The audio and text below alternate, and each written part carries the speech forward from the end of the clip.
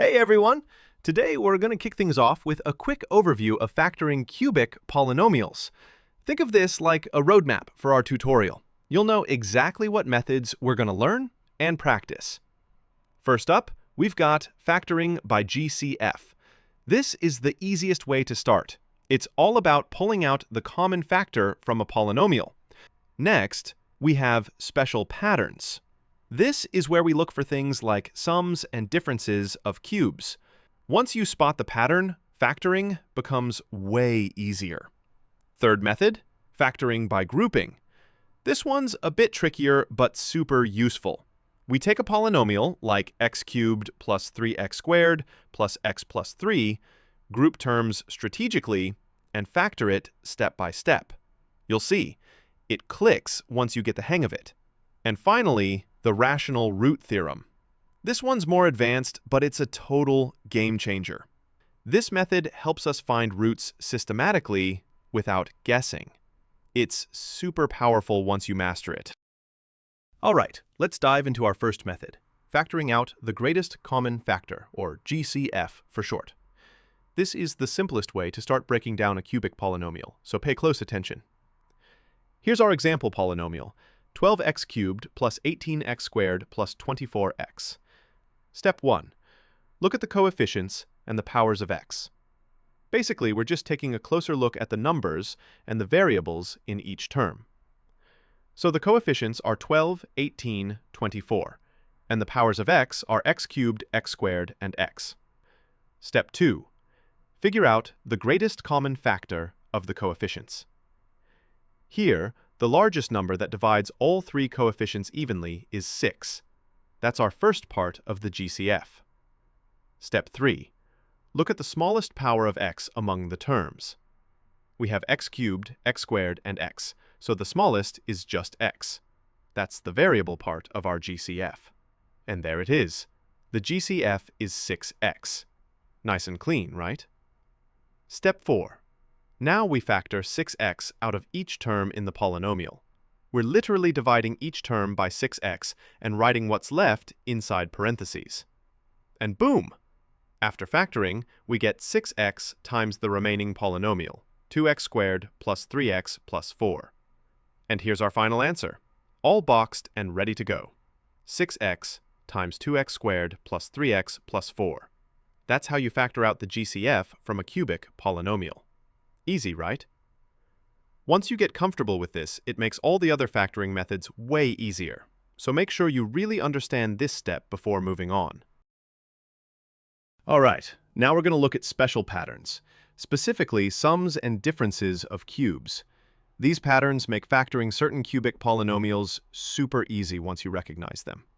First, let's look at the sum of cubes formula. A cubed plus b cubed equals a plus b times a squared minus ab plus b squared. Keep this handy, you'll use it a lot. And for difference of cubes, the formula is a cubed minus b cubed equals open parenthesis a minus b close parenthesis times open parenthesis a squared plus ab plus b squared close parenthesis. Simple patterns, but really powerful once you know them. Let's try an example. X cubed plus 8. Looks like a sum of cubes, right? Step 1. Recall the formula for sum of cubes, just like we saw a second ago.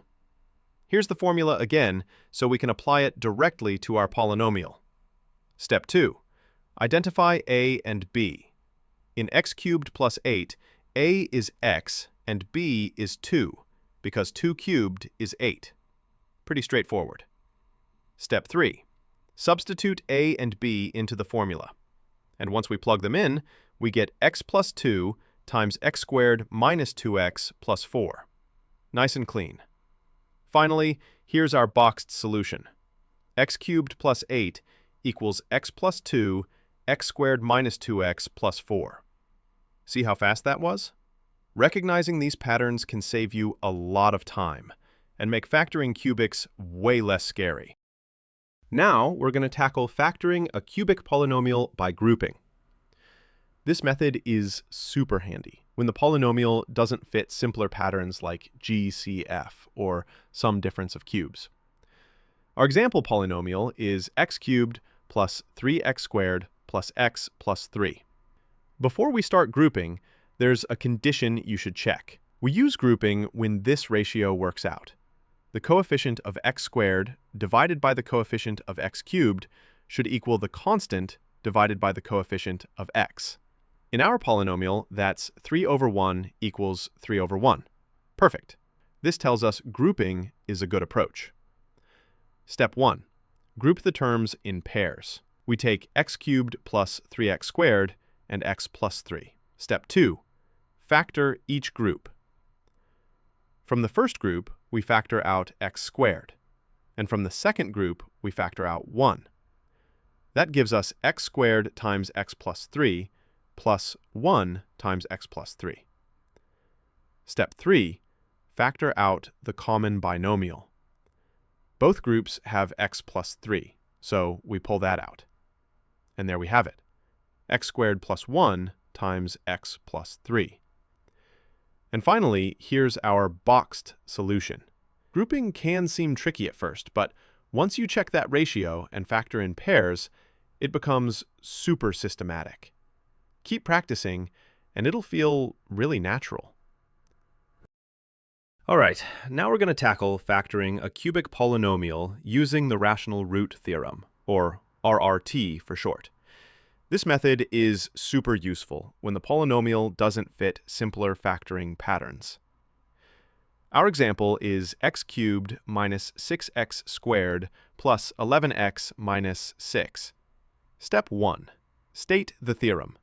The Rational Root Theorem tells us that the possible rational roots are plus or minus all factors of the constant term divided by all factors of the leading coefficient. This gives us a list to test. Step 2. List the possible rational roots. For our polynomial, that's plus or minus 1, plus or minus 2, plus or minus 3, and plus or minus 6. These are all the numbers we might try as roots. Step 3. Test a root. Let's try x equals 1. Substitute it into the polynomial. 1 cubed minus 6 times 1 squared plus 11 times 1. 1 minus 6 equals 0. That works. We've found a root. Step 4. Divide the cubic by x minus 1. Doing the division, we get x squared minus 5x plus 6. Now our cubic is broken into a linear factor and a quadratic factor. Step 5. Factor the quadratic. X squared minus 5x plus 6 factors nicely as x minus 2 times x minus 3. And finally, step 6. Write the complete factorization. Our cubic polynomial factors as x minus 1 times x minus 2 times x minus 3. All boxed and ready. Beautiful. Using the rational root theorem takes a bit of trial and error, but once you find one root, factoring the rest becomes straightforward. And that wraps up our tutorial on factoring cubic polynomials. We went through factoring out the GCF, special patterns like sum and difference of cubes, factoring by grouping, and the rational root theorem. If you follow these steps, cubic polynomials won't seem so intimidating anymore. If you found this video helpful, don't forget to hit that like button and subscribe so you don't miss future math tutorials. It really helps the channel grow and lets me know you want more content like this. And hey, if you have any questions about what we covered today, or if there's a specific topic you'd like me to make a video on, drop it in the comments below. I read all your comments and love hearing your suggestions.